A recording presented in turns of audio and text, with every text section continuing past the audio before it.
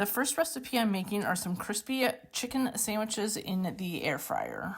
So the first thing that I am doing is I am taking my chicken breasts and I'm just going to set them in this bowl.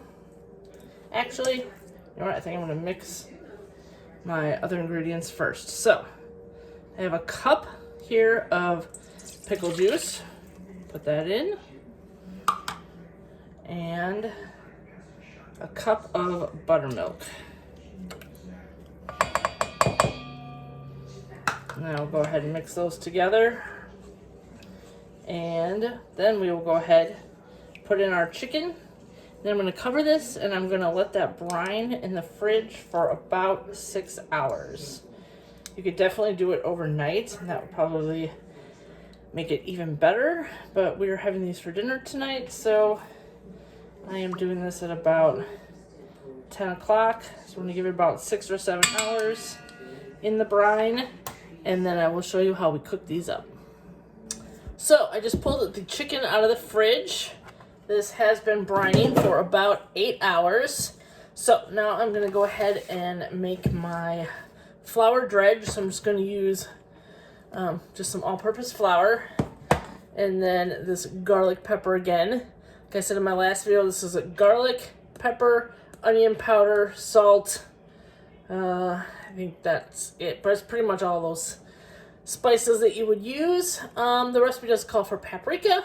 Unfortunately, I do not have any, so we won't be using that today, but we'll go ahead and make this dredge and we'll get that chicken ready.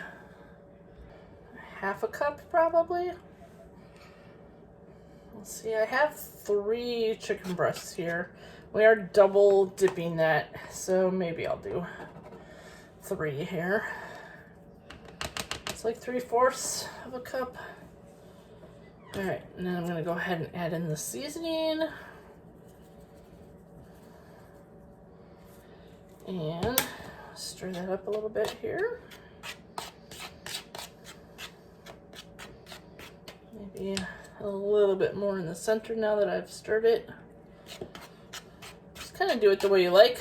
Oh, get it all over the counter. That works too. Okay, so now we're gonna grab our chicken.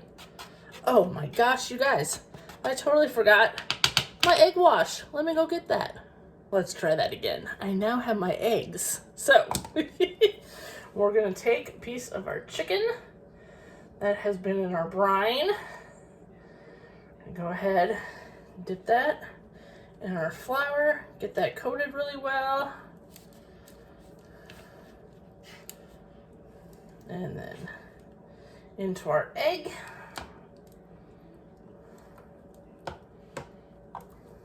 And back into our flour.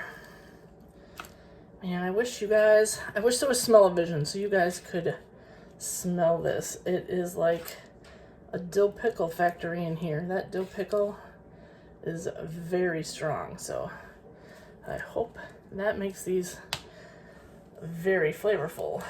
All right, I'm just gonna finish up the chicken and then I will show you guys how I am cooking them. And now I'm gonna get my air fryer ready so we can go ahead and cook these up. Just gonna spray that here a little bit. And then my air fryer is probably only gonna fit 2 of these. I'll have to do the other one separate. I'll just lay those right in there.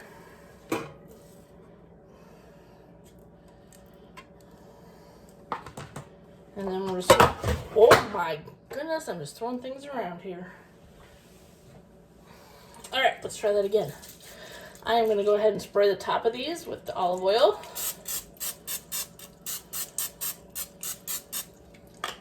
I'm gonna put these into the air fryer at 390 degrees for about 16 minutes. So 8 minutes on each side. The 8-minute mark, I'll flip them over, spray them a little bit more with my olive oil, and then those continue to cook. Here is our final product. Toasted buns. We have some green jello salad that I made. Yum. Tonight I am making some smothered pork chops. So I'm starting with some olive oil and butter in my heated pan here. And I have two onions that I cut up, sliced them up. So we're gonna go ahead and put those in here and get those cooking along with just the butter and oil. And I'm gonna add in some of my spices here. This is the garlic, pepper, onion, and salt mixture. Let's put that over the top. And I'm gonna saute these down for about 5 minutes or so. Now that these have cooked down very nicely, I'm gonna go ahead and add in about 1/4 of a cup here of beef broth. And we're gonna let those cook down even more for about 5 or 10 more minutes.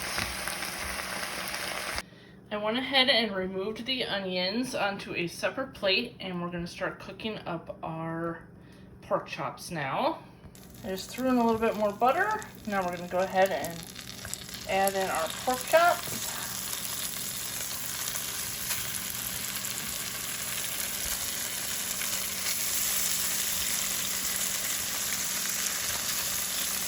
And I'm going to go ahead and use that same spice on there. And then I'm also going to add on a little bit of thyme.